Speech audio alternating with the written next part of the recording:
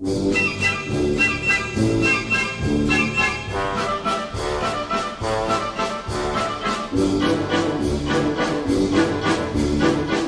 Boy the movie out, you would think you'd be lectured at. It would be a conservative lecture, and I don't think it is that. I think it's kind of an entertaining look at politics, really. I've been a candidate for 10 years, and you seem to do in 6 months or so what I went through in 10 years. So it's a pretty astonishing documentary in that sense. My honest first impression was, is this going to be sort of, this is Spinal Tap sort of thing? Is this some sort of mockumentary? There's also a serious point to it, and it's the serious point that really leaves a mark, which is, you know, in a democracy we need people who can be properly held accountable.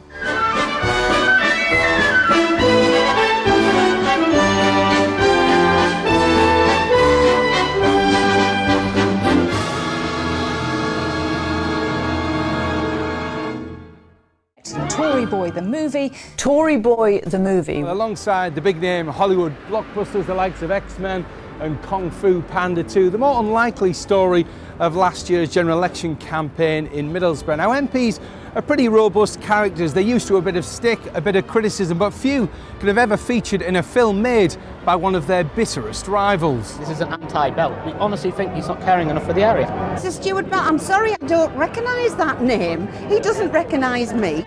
John Walsh dealt with the criticisms and also praise while defending his work. You know, there were record-breaking votes he had, so I thought, you know, this is someone really popular. It was only when I got here I reluctantly found the story out to be something else. So I didn't set out to destroy the Labour candidate. It was simply the case that when I found out what he wasn't doing and I took on the mantle of surgeries and took on the mantle of problems he wasn't seeing to, it became clearer and clearer, and I got dragged down by his poor record. We did, of course, ask Sir Stuart for his reaction, but he was unavailable. There's been a storm of activity since the release of Tory Boy, across TV, cinema, radio, online and newspapers. The film and the issues it raised simply won't go away, so I decided to track down a few experts and get their views. The only thing I would say is wrong with your film is the name, because you are so unlike any Tory boy it's possible to be, because your film is all about grit and determination and real hard-nosed political street fighting. You took the fight right up to the MP in a way that not many people do, and it really shows you, I would say, at your very best. Don't put your hand across me. You can't treat me the way you treat people in Middlesbrough. My favourite bit is you with the gloves, you know, doing and very pathetic that turned out to be. And you getting angry was great. You're throwing things around the kitchen. I saw it thinking, well, Tory Boy, maybe it's a caricature of that title, maybe it's a caricature of Conservatives. But then I very quickly discovered that it was something much more interesting and much more kind of relevant, which was about one person's way into politics, one person's way into standing for election, and one person who wasn't by any means automatically a Conservative and his family wasn't Conservative, discovering that actually it was an interesting place to be politically. The problem with politicians, people like Ed Miliband, who's already almost a joke because of the way he sounds, which is a bit of a problem for him. It's difficult to take people seriously from that point of view, you know what I mean? Do you know who this is? Would you be surprised to know he's been the MP around here for nearly 30 years? No. We kind of launched an investigation into Stuart Bell that took about 3 months. We actually started it before seeing the film, as it happens. There was a story about how he hadn't held a constituency surgery for 14 years. I was quite surprised about that. Stuart Bell doesn't hold public constituency surgeries. He says he holds them by appointment. So you ring him and you arrange an appointment and he'll come to meet you in your own home to discuss your concerns. It's vastly different to the way the majority of MPs operate. Most have a regular surgery, open doors. And I learned that he didn't have an office in the town, as well as not holding surgeries. And I started ringing, and sure enough, nobody answered, either his Middlesbrough number or his London, Westminster number.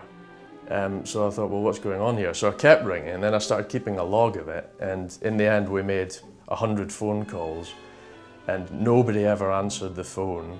He employs his wife as an office manager in Middlesbrough. He employs staff in his offices in London. I think they're paid by the taxpayer something in the region of £80,000. So over 3 months I was thinking, when am I going to stop doing this? And at first I was thinking, actually this could be a cracking story, this is quite good fun. But then every so often I would think, this isn't great really, it's not a great state of affairs. It just took off. The Labour Party is investigating claims that Middlesbrough's MP failed to answer calls to his constituency office. Middlesbrough's Sir Stuart Bell has been accused of being the laziest MP in Britain. The Independent's front page, the headline was, "Is this Britain's laziest MP?" ? The Labour MP says he has no record of the calls. He insists that he does respond to messages and works hard for local people. I was happy to let him say whatever he liked. We were 100% sure on all our facts. We worked on it for 3 months. We had meticulous records of when the calls were made. We had phone bills to prove it. So we were confident that our story was true. Although there was nobody available for interview today, the Evening Gazette has told us that they stand by their story 100%. And it's not just them asking the questions now as well. I gave him plenty of notice in the weeks before we ran the story, asking him to give his side of the story. Many times, and we never had anything back. Tried to get in touch with him, you couldn't. Could never, ever get in touch with him. I don't think that sounds very good. I think if he's representing the people, he should be available for them. Spokesman for Labour leader Ed Miliband says the party's chief whip has had a stern conversation with Sir Stuart, and he's been asked to write a letter of explanation to the leader's office. It took it being picked up nationally for the Labour Party to come out and make a statement, but this is the way of things sometimes. It's not going to look good on my tombstone, is it? Or in my obituary, but actually it's totally untrue. Well, he probably wasn't expecting someone who was extremely expert in the arts of documentary filmmaking to move in his constituency, take up residence, start living and working there and making life difficult for him.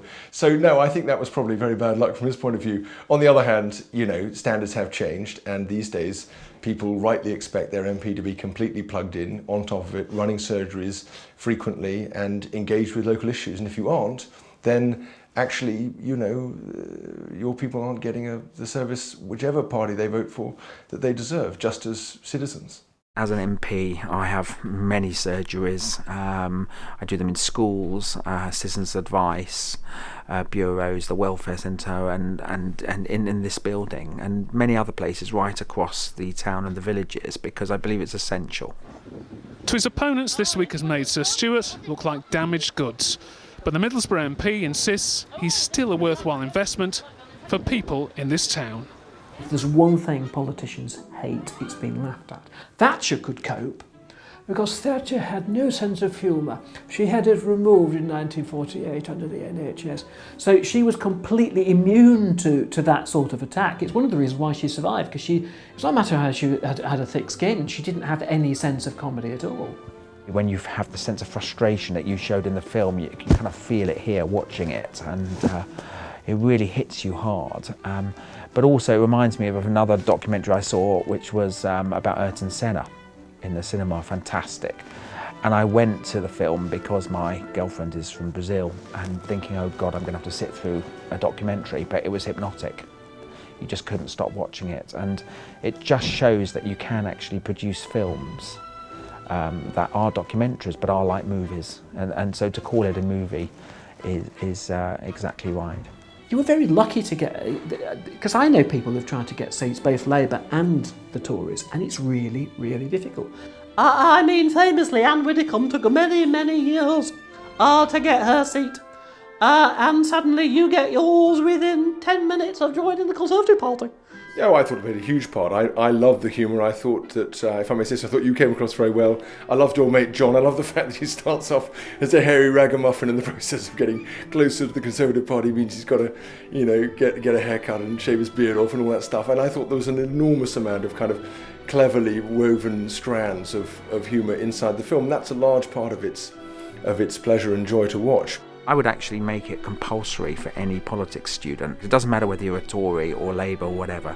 If you want to find out what it's really like, fighting a seat, fighting a tough seat, wanting to be an MP, getting to be an MP, you've got to watch your film. Well, I would say, in your case, John, I'd say you've done all the hard work, now go and look for a safe seat. See if you can use all the work you've done making documentaries about disadvantaged people in society and things that, opening up the sphere and realising that there are actually really important and in some respects distinctively conservative solutions to issues of deprivation and poverty and loss. It's very important that to people who are thinking about, who've seen the film and think they might want to go in, I would say just get stuck in. What everyone in Middlesbrough would love is if Stuart Bell, when he leaves office, can produce a long list of superb achievements that have really helped Middlesbrough out in the coming years. That's what everybody wants. And we all keep our fingers crossed that that will happen if and when he eventually does decide to stand down.